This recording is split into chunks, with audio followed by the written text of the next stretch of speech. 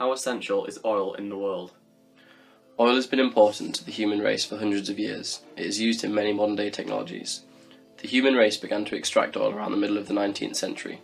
The US Geological Survey estimates that the figure for the oil extracted is around 1 trillion barrels of oil as of the year 2000.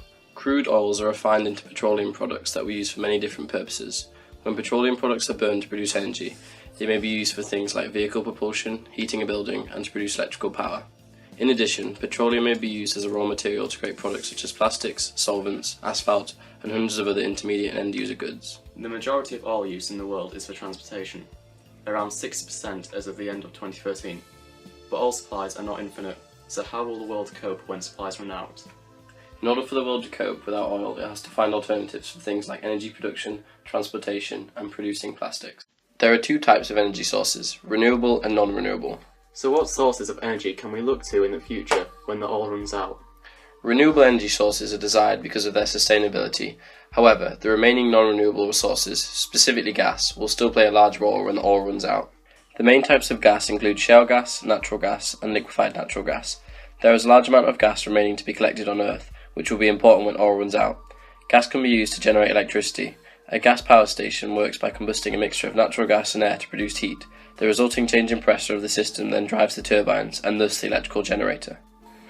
Compared to gas, other non-renewables like coal and wood will not be as useful when the oil runs out because they produce more pollutants and greenhouse gases, which are bad for the environment. A biofuel is a hydrocarbon that is made from biomass and can generate energy by carbon fixation. Biomass is biological material such as the stalks of sugarcane. Biofuels could be a sustainable alternative to fossil fuels, as the other renewable energy sources cannot satisfy the demand for fuel in the transport sector.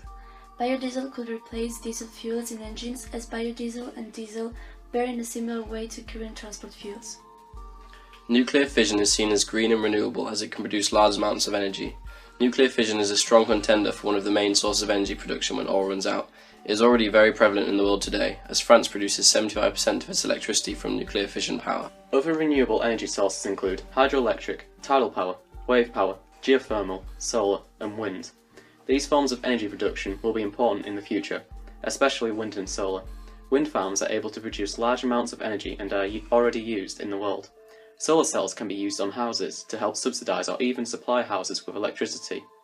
This is good for domestic use, but not necessarily viable for large-scale energy power generation. A technology called nuclear fusion, much like nuclear fission, is theoretically able to produce large amounts of energy.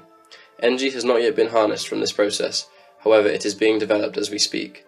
In the future, this process could potentially produce vast amounts of energy and will be a very viable alternative to energy production that is also green. The world currently uses petroleum products produced from crude oil in order to manufacture plastics, as it provides a cheap and convenient source of hydrogen and carbon.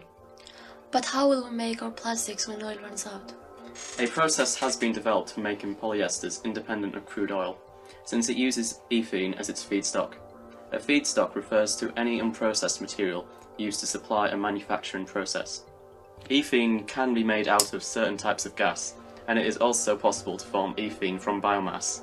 These methods could allow the future of the chemical industry to be independent of crude oil. It may even be possible in the future to extract hydrogen and carbon directly from the air. Transportation is vital to both the international economy and the average person, say commuting to work. Oil can be used to produce things like petrol, diesel, and jet fuel, fuels used in many transport vehicles around the world. So what are the alternatives for oil used in transportation? Smaller ships, cars, and planes can run on biofuels such as ethanol and biodiesel. They can also run on petrol and diesel produced from other fossil fuels such as natural gas, for instance combining methane with carbon dioxide that can then be converted into petrol and diesel. Modern submarines use nuclear fission reactors to power themselves. Large ships used to transport goods around the world could also use this green technology. How much time do we have left? BP's annual report on proved global oil reserves says that, as of the end of 2013, Earth has nearly 1.688 trillion barrels of crude, which will last 53.3 years at current rates of extraction. Will we be okay without oil? The world has 50 years to prepare for the extinction of oil. We have alternatives. The real question is whether these alternatives will be ready in time.